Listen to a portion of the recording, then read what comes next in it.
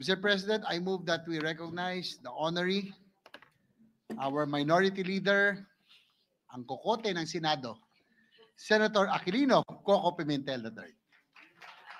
Our distinguished minority floor leader, Senator Coco Pimentel, Thank you. is recognized. You may proceed, sir. Thank you, Mr. President. Mr. President, my dear colleagues, our Senate staff, our Senate Secretariat, our guests, my Commander-in-Chief is also here, our dear countrymen. Magandang gabi po sa inyo lahat.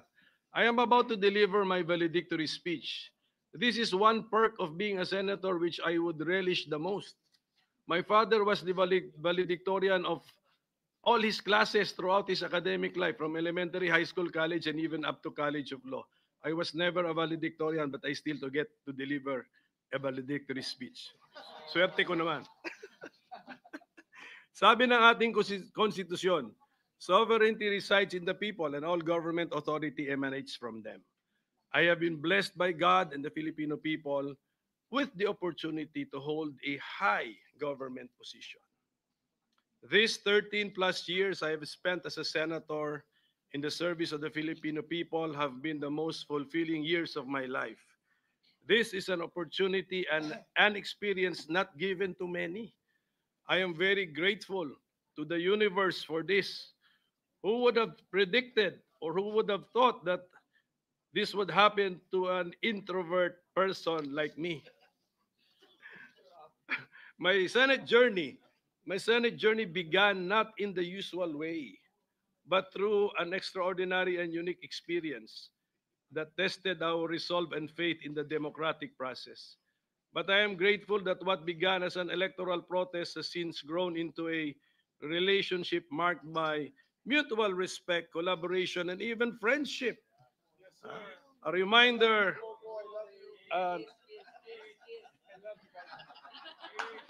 kumpare pa.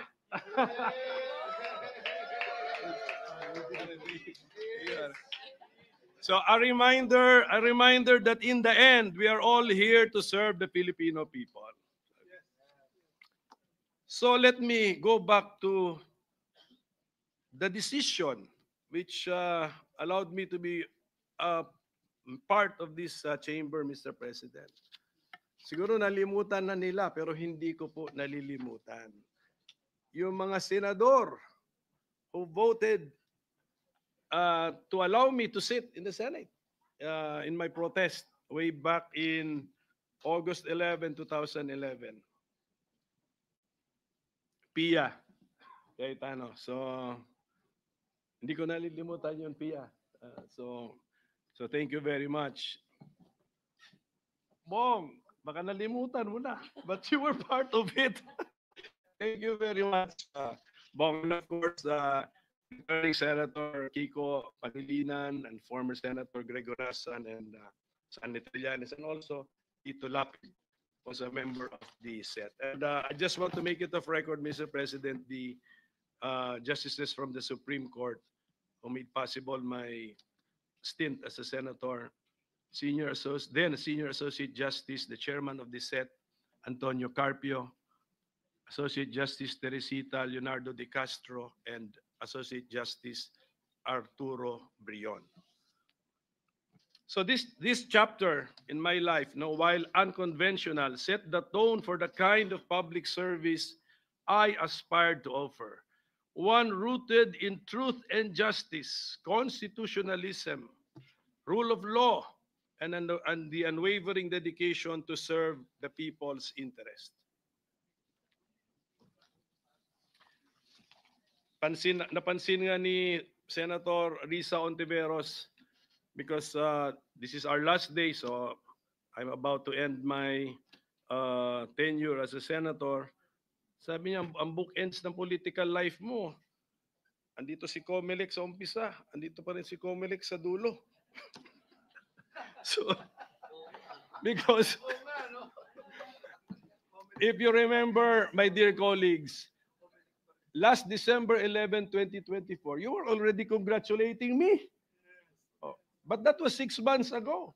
So 6 months later, hindi pa rin tapos ang issue na yon. So I hope nagdilang anghel kayo nung 6 months ago, Mr. President. In 2016, this chamber entrusted me with the honor of being Senate President, a role previously held by my father, Senate President Nene Pimentel. Can I reveal, Ma'am Lauren, can I reveal that ikaw may kasalanan nito? Yes, opo. Wala po akong ambisyon. Ako po'y tinawagan ni Senator Lauren at sinabihan na, mag-ambisyon ka maging Senate President. Okay, so for 22 months, I endeavored to uphold my vision of a Philippine society which is just and fair, which saves and shares, scientific, peaceful, educated, healthy, democratic, and which is most of all happy and free with overflowing love of God and country. So passing a law is a collective effort. So together, all of us, during my time as Senate President, we shepherded, we started and/or passed landmark measures. Free tuition, free irrigation, the wage increases for public servants, the doubling of the base pay of military and uniform personnel, free public Wi-Fi, and extended the validity of passports and driver's licenses, care of Senator Grace po, the Bangsamoro Organic Act, Migs, this is the effort of Migs Subiri, the universal access to quality tertiary education, the train law, especially that aspect which lowered personal income tax rates, the ease of doing business, mental health act, to name a few. I would also like to thank all of you for helping me pass and/or for designating me to be the sponsor or co-sponsor of many other laws involving creation of courts, the NBI Modernization Act, the Estate Tax Amnesty Law, the Retail Trade Liberalization Amendments, the creation of the Department of Migrant Workers, sa'yo to, Joel, the Creative Industries Development Act and the Centenarians Act, both laws with the help of IME, the Government Procurement Reform Act, the Archipelagic Sea Lanes Act with the help of TOL, among others. One of the great privileges of serving in this chamber has been meeting and learning from some of the finest minds in our country's political and legislative history. I am grateful to have learned from their wisdom and, of course, from your wisdom, my dear colleagues, and your wit and your statesmanship. My time as minority leader has been most fulfilling too. I have learned a lot having been forced to read almost all of your bills. Totoo. Pero hindi kaya. Yeah, I said almost all. So I thank my compatriot in the minority of two, Senator Risa Ontiveros, for electing me as the minority leader. Ganun kasimple yung aming eleksyon, actually, Mr. President. So, iwan ko na lang po sa inyo bilang pakiusap ko ang mga panukalang batas na na-file ko na sumasalamin sa aking mga personal na advokasya. Kabilang dito ang pagtatag ng ospital para sa mga senior citizens. Sana si Senator Bongo, sana pansinin naman niya ito. Ang modernisasyon ng Philippine Orthopedic Hospital. Ito, pag-isipan niyo po ito na mabuti, ang pagbuwag ng travel tax. Because, I mean, nasa Constitution kasi that we have the right to travel, so we do not tax a right. At ang integrasyon ng computer programming sa basic education curriculum. Sinusulong ko rin ang reforma sa People's Initiative and Referendum Act. Pakitingin na lang po. And also, I filed some measures designed to discourage negligence and recklessness. Ito yung tinatawag na mga quasi-offenses sa dami ng mga aksidente ng mga bus, mga heavy vehicles leading to injuries as well as loss of lives. Pag-aralan po natin ito. Marami akong lessons learned. For example, saan ako nagkamali, paano nyo kami nautakan, Oh. Yes, paano nautakan ng majority ay minority. Tapos actually may pagkakamali kami na present kaming dalawa, kung absent yung isa, meron sana kaming parliamentary maneuver na nagawa. Pero hindi ko na muna i-detalye, ikwento lahat ito kasi ang bala ko isulat ito sa isang libro para naman merong pang bumili ng libro ko. Okay? So I owe this journey to many. Hindi ko po ito narating ng mag-isa. So to my colleagues, all of you. So if I look around, I think I've spent enough time in this chamber and I've been siguro so involved in your professional lives that I think I have personal relationships with all of you. Actually, with all of you. Ito si Sila Bato, si Bongo, si Robin. May kaso pa nga kami. We are fighting over a political party. And because of that, I have been forced to look for another political party. So party mates ko na Tita Cynthia, Amy Marcos, Mark Villar, Pia Cayetano. So I really have, I believe I have personal relationships with all of you. So I want to thank all of you. The Senate is not a place for echo chambers, but for courageous discourse. In diversity, we find democracy's heartbeat. Salamat for debating with me. I learned a lot from using my kokote. And I believe this is also an anti-Alzheimer's measure. Diba?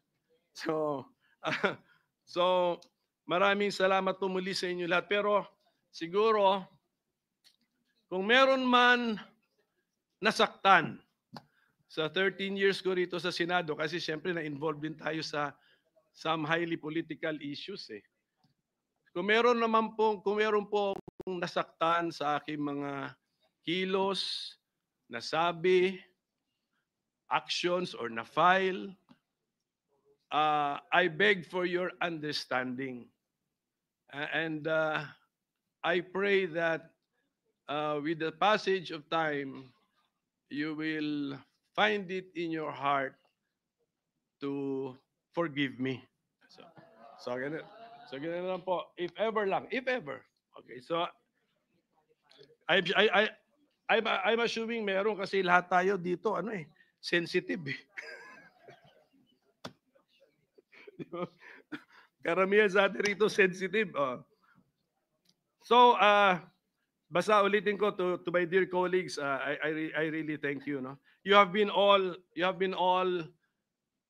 very kind to me. You have been all very good to me. And you have been all, i-all ko na lang para hindi na natin isipin. You have been all very generous to me. To the Senate Secretariat and staff, the OSAA, even our cleaning staff, thank you for keeping this institution alive day in and day out. Your work, often unseen, ensures that the Senate remains a bastion of democracy. Lahat po tayo may ambag to making the Senate a bastion of democracy. So to my own staff, sana staff ko, may andito konti, okay. Thank you for making me more efficient by multiplying the number of my mini-me's. Yan sila. So I hope meron po kayo I hope meron kayong natutunan sa time ninyo sa akin, and congratulations to all of my staff who have been hired by incoming senators. So to my family, Kat is here. Kat, my wife, she's the commander-in-chief I mentioned earlier. My mother, si Nanay Bing, of course, my siblings, and my classmates and my close friends, your faith in me has been my anchor. Public service demands long hours and personal sacrifice. Thank you for your prayers, understanding, and actual support. To the people of the Philippines, you entrusted me not only with votes, but with your hopes. I hope my service has honored that trust. Though I leave this chamber, I remain your public servant in my capacity as a lawyer and as a concerned and involved citizen, advocating for federalism and faster local development, for a just and fair society, and for preferential focus on the poor. I also leave you with one wish. May the laws you pass rescue the poor and helpless and deliver them from the grasp of evil people, as it is written in Psalm 82:4. I leave carrying with me the lessons from this chamber, the friendships I have made, and the love I have deepened for this country. Public office is borrowed time, and my time here, though ending, will always remain a chapter I will cherish. It has been the honor of my life to serve you as Senator of the Republic of the Philippines. Maraming salamat po sa sambayanang Pilipinas. Thank you, Senator Pimentel. Duly noted and entered into the record. Session is suspended.